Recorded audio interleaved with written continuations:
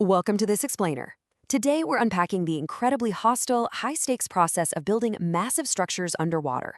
I mean, if you've ever driven over a huge bridge spanning a wide, rushing river or a bay, you've likely just passed right over one of the most difficult engineering feat humanity has ever mastered.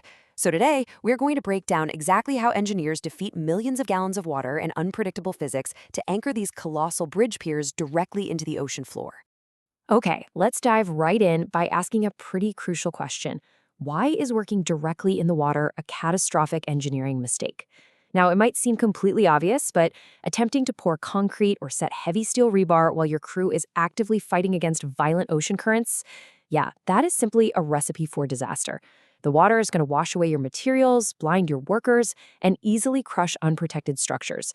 Trying to beat the ocean on its own terms just doesn't work. So, the solution is an absolute engineering marvel called a cofferdam.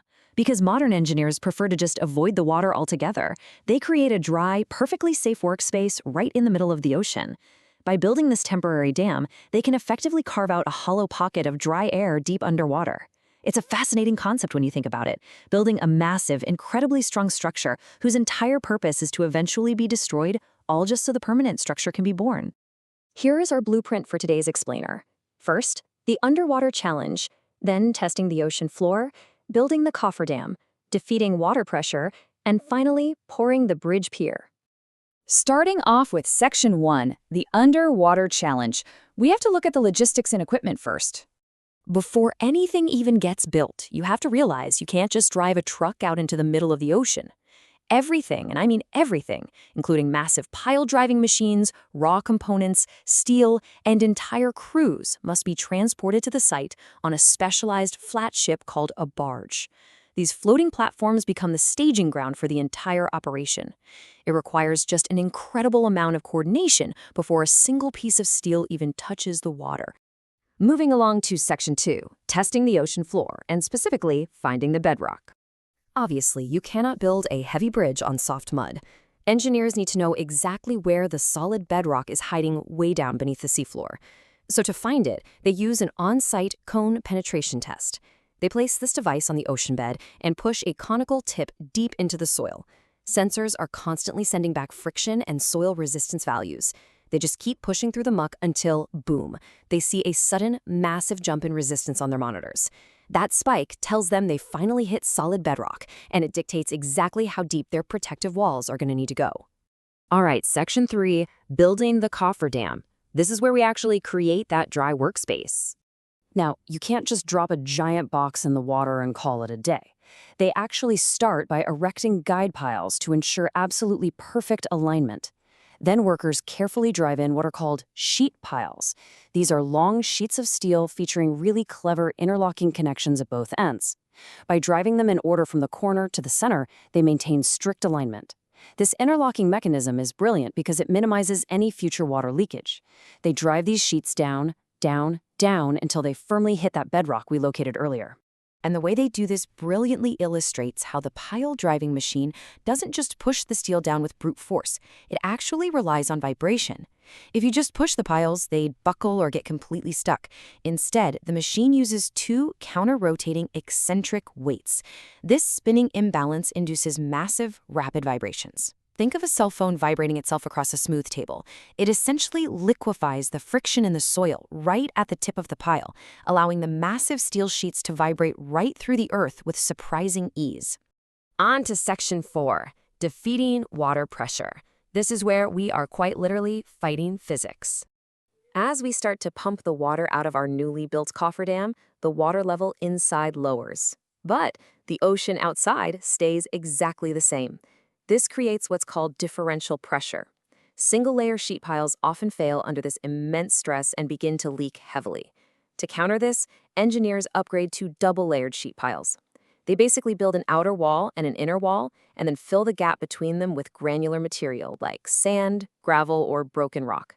This bulked-up wall effectively blocks the leaks. But wait, fixing the leaks creates a terrifying new problem. Look at this comparison.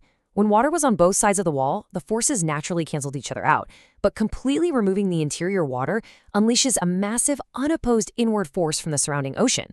To put that in perspective, just 1 cubic meter of water weighs an entire metric ton. If left like this, millions of gallons of water, thousands of tons of crushing force pushing against the outside of the dry cofferdam would cause the walls to instantly buckle and collapse inward, literally destroying everything. To defeat this catastrophic collapse, engineers have to quickly install a heavy-duty bracing frame inside the dry space. This isn't just a list of parts. It is the anatomy of a massive steel shield keeping the ocean at bay.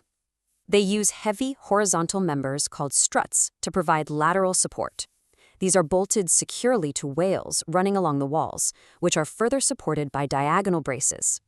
This intricate web of bolted steel acts as a skeleton, physically holding back that crushing, unopposed weight of the water outside.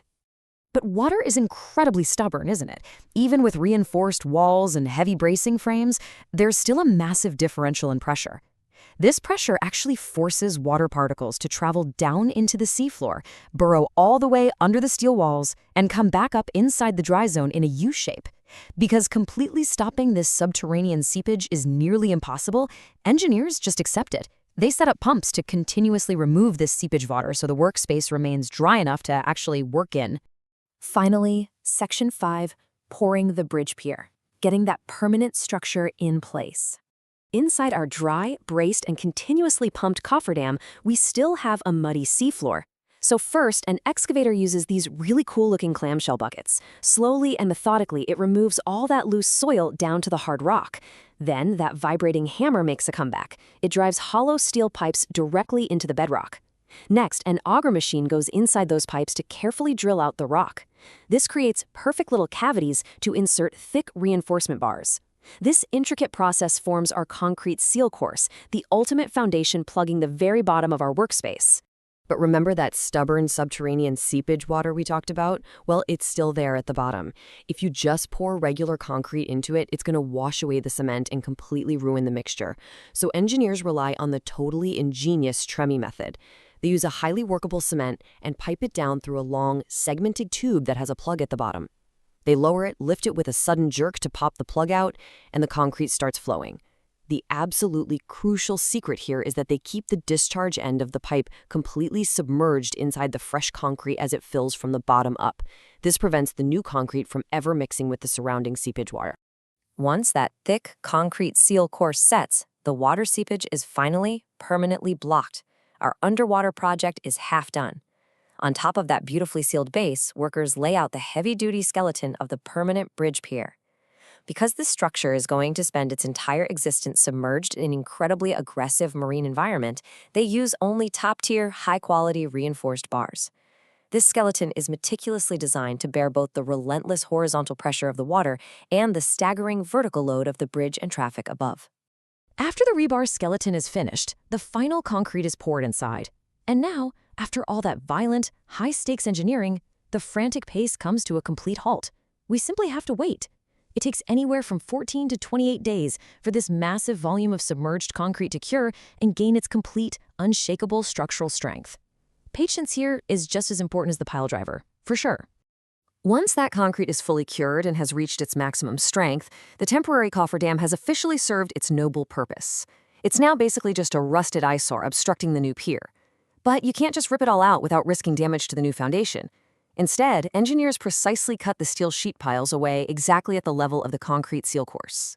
The upper temporary walls are removed, leaving the permanent pier standing strong, cleanly erupting from the ocean floor, totally ready to support the bridge.